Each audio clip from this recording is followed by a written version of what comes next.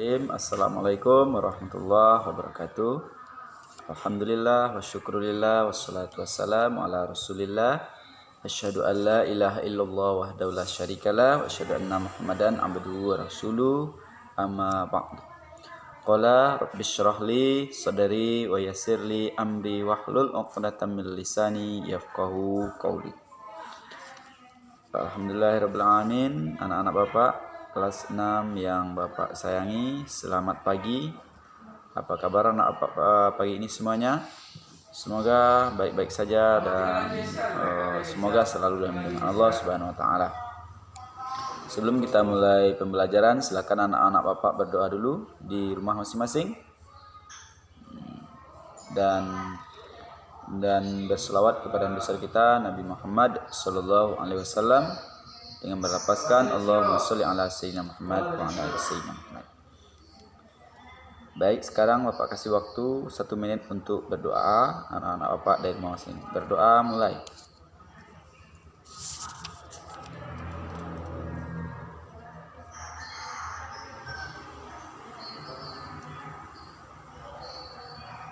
Ya, berdoa selesai. Baik anak Bapak semuanya, pada hari ini kita kembali belajar PHI. Ketemu lagi dengan Bapak hari ini, hari Senin seperti biasa. Setelah sebelumnya kita telah melaksanakan PHI 4 ya anak Bapak ya, tentang zakat. Tinggal lagi anak Bapak memahami dan membuktinya nanti waktu ujian semester. Sekarang kita akan masuk materi keteladanan Rasulullah dan sahabatnya. Hari ini kita akan khusus membahas pelajaran tentang keteladanan Rasulullah Shallallahu Alaihi Wasallam.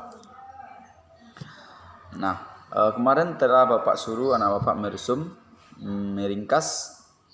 Bagi anak Bapak yang telah selesai telah mengirim ke Bapak. Bagi yang belum silakan resum, karena insya Allah tidak lama lagi kita akan ujian semester. Jadi kita harus habiskan materi kita sampai keteladanan Rasul dan sahabatnya.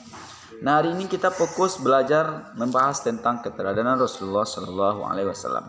Sebagaimana yang kita tahu anak Bapak semuanya, bahwa Rasulullah Nabi Muhammad Shallallahu Alaihi Wasallam adalah manusia terbaik, manusia pilihan yang harus kita teladani. Dalam Al-Quran Allah berfirman, ini waktu peringatan Maulid, ayat ini sering dibaca oleh para ustaz, para mubaligh. Apa bunyi ayat tersebut?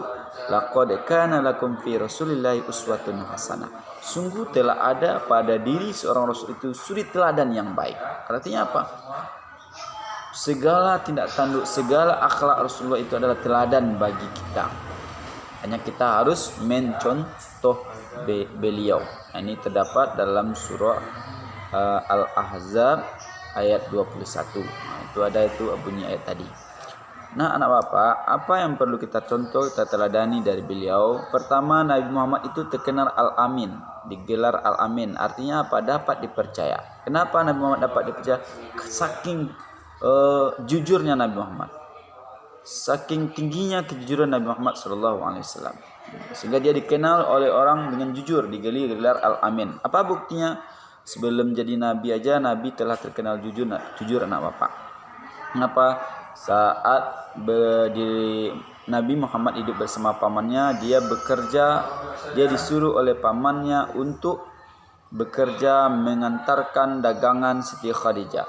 Saat Nabi Muhammad mengantarkan dagangan Khadijah mendapatkan untung yang besar. Kenapa? Karena Muhammad orangnya jujur. Nabi Muhammad orangnya jujur, disiplin dan tepat waktu. Saat itulah Nabi Muhammad terkenal jujur, diberi gelar Al-Amin, sehingga Siti Khadijah pun tertarik, suka kepada Muhammad karena kejujuran dan santun akhlaknya dan baik budinya. Itu satu bukti. Dan lagi satu bukti kebijaksanaan dan kejujuran Nabi Muhammad SAW itu adalah saat di umur 35 tahun sebelum diangkat menjadi Nabi, itu telah dibuktikan kebaikan akhlak Nabi, kejujuran Nabi, yaitu saat Nabi memperdamaikan antara kabilah yang berebut ingin meletakkan Hajar Aswad. Nah, Nabi saat itu diputuskan untuk meletakkan Hajar Aswad. Karena Nabi saat itu orang yang paling tamak datang subuh-subuh ke Mekah. Maka disuruhlah jatuhlah pilihan kepada Muhammad untuk meletakkan Hajar Aswad. Namun apa yang terjadi saat itu? Nabi Muhammad memanggil 4 kabilah dan disuruhlah mereka yang berempat memegang ujung-ujung sorban segi 4 itu untuk memegang, sama-sama meletakkan batu untuk ke tempatnya semula. Artinya apa ini? Begitu bijaksana dan begitu kejujuran Nabi Muhammad SAW, tidak ingin menang sendiri, dia ingin perdamaian, sehingga antara kabilah yang ingin berebut, ingin berkelahi, bertengkar, ingin meletakkan itu tersebut sama-sama senang. Kenapa? Karena dia sama-sama mendapat kehormatan meletakkan Hajar Aswad.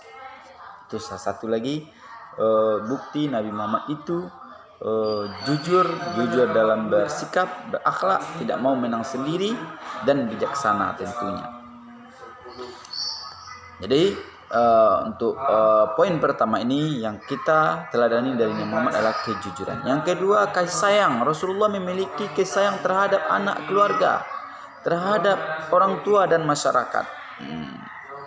Jadi saat itu penduduk Mekah tidak menghargai perempuan. Nah, di saat Rasulullah mencontohkan, di saat hadisnya Rasulullah contohkan bahwa perempuan itu harus disayangi, dihargai. Buktinya dicontohkan oleh beliau, yaitu Rasulullah sendiri menggendong putrinya yang bernama Fatimah. Ini mencontohkan ke masyarakat Mekah pada saat itu yang tidak menghargai perempuan. Pesan Nabi Muhammad saat itu adalah bagaimana perempuan ini harus dihargai sebagaimana yang dia contohkan terhadap anaknya Siti Fatimah. Nah, anak bapak, sebelum Rasulullah diangkat, sebelum Rasulullah lahir ini, perempuan tidak dihargai, bahkan dibunuh sebelum saat lahir. Tapi setelah hadirnya Nabi Muhammad, harkat martabat wanita naik, diangkat derajatnya berkat hadirnya Nabi Muhammad, berkat lahirnya ajaran Islam. Justru karena itu mari kita saling sayang menyayangi, sayang kepada adik kakak, tetangga, apalagi kepada orang tua, karena Rasulullah juga menganjurkan agar berbakti kepada orang tua kita. Karena pada suatu hari Ibnu Mas'ud pernah ditanya, amal apa yang paling engkau sukai ya Rasulullah? Dijawab oleh Rasulullah dengan 3. Pertama, menjaga solat tepat waktu. Di solat tepat waktu, tidak di ujung-ujung waktu atau melalaikannya. Yang kedua, berbakti kepada orang tua. Ini amalan juga termasuk salah satu yang paling disukai Rasulullah. Artinya berbakti kepada orang tua, disayangi, dirawat mereka, dibantu kalau kita punya kemampuan. Kalau kita sudah sukses nanti, rawat mereka, sayang mereka, sebagaimana mereka juga telah menyayangi kita waktu kecil. Yang ketiga, amal yang paling disukai Rasulullah adalah jihad. Jihad melawan kebenaran, menegakkan kebenaran, melawan kebatilan, menegakkan kebenaran dalam diri kita, dalam masyarakat, atau ada orang terang-terangan ingin menghina Islam atau melawan Islam. Kita harus turun tangan, apalagi seorang laki-laki harus membela agama kita, agama Islam. Itu jihad namanya. Sekurang-kurangnya jihad melawan hawa nafsu, meninggalkan kemungkaran dan mengerjakan amar ma'ruf, mengejarkan kebaikan. Dan poin ketiga yang perlu kita teladani dari Rasulullah, peduli terhadap lingkungan. Tidak berlebih-lebihan dalam menggunakan air. Contohnya Nabi kalau berwudu itu tidak suka berlebih-lebihan sedikit. Karena Rasulullah peduli. Air ini sangat dibutuhkan, apalagi di musim-musim kemarau, apalagi di zaman di negara Arab tuh, itu gersang, air sangat penting. Ini pelajaran bagi kita bahwa kita tidak boleh berlebih-lebihan, baik air dan hal-hal lainnya. Makan tidak boleh berlebihan, segalanya tidak boleh berlebih-lebihan, harus hemat. Jajan, kalau ada uang kita kasih orang tua, agak lebih atau banyak kita tabungkan, kita sisihkan gitu. Jadi Rasulullah juga orangnya peduli, hemat. Dan selanjutnya tidak melakukan kerusakan. Artinya kita sebagai umat Islam, umat yang penuh damai, cinta kebaikan, perdamaian.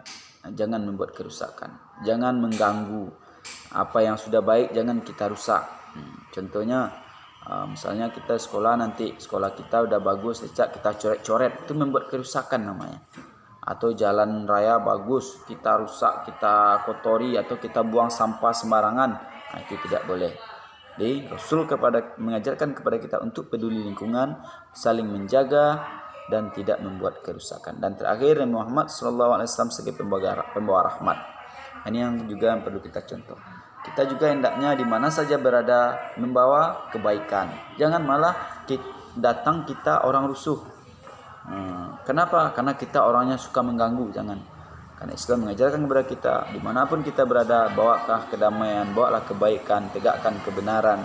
Itu namanya membawa rahmat. Seperti yang dicontohkan oleh Nabi. Sebelum Nabi Muhammad itu datang, itu zaman namanya zaman jahiliyah. Dengan hadirnya Nabi, diangkat menjadi Rasul di umur 40, diperbaiki oleh Nabi. Yang awalnya orang menghinakan perempuan, Nabi mencontohkan agar menghargai perempuan. Yang awalnya orang membunuh anak perempuan, di saat Nabi hadir, Nabi tidak membolehkan, atau Islam tidak membolehkan hal itu. Dan juga Rasulullah mendakwahkan kepada umatnya untuk menyembah Allah. Alhamdulillah sampai saat ini Rasulullah telah berhasil berdakwah sampai kita nikmati saat ini, kita kenal dengan Allah Subhanahu wa taala, kenal dengan ajaran Islam.